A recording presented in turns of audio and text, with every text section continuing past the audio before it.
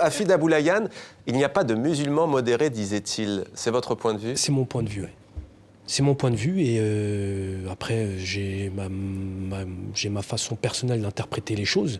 Donc oui, il y a musulmans où on est musulman ou on ne l'est pas. Quoi. Ouais. Voilà. Sylvia Harkoun, on entendait votre père dans cet extrait. Et dans cette même émission, il a aussi mis en garde contre ce qu'il appelle le clash des ignorances. Il se battait aussi contre le déficit côté européen, cette fois-ci, de ceux qui ne sont pas de confession musulmane, envers cette religion, à savoir ne pas connaître Averroès, Avicenne, la Perse que vous avez citée, etc. C'était aussi un de ses chevaux de bataille. Hein. Oui, il considérait qu'il y avait un déficit des deux côtés, du côté du monde arabo-musulman sur un espèce de tunnel théologique concernant l'islam depuis cette période passée. Il y a eu 10 siècles où il n'y a pas eu vraiment de recherche théologique. Et puis du côté de l'Occident, une ignorance absolue ou un intérêt sur ce qu'est l'islam et sur la recherche scientifique à alimenter sur l'islam. Donc en fait, il était assez critique des deux côtés.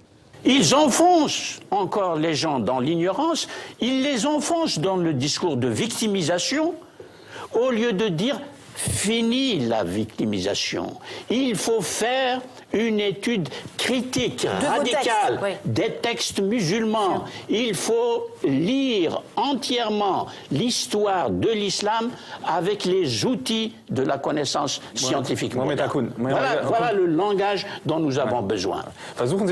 Et le musulman modéré, je ne l'aime pas, moi, cette expression. Pas plus que je n'aime la référence à l'islam authentique. C'est une référence imaginaire. C'est pour faire fonctionner l'imaginaire, car ça n'existe pas, l'islam authentique. Il y a l'islam dans l'histoire, le christianisme dans l'histoire, le judaïsme dans l'histoire.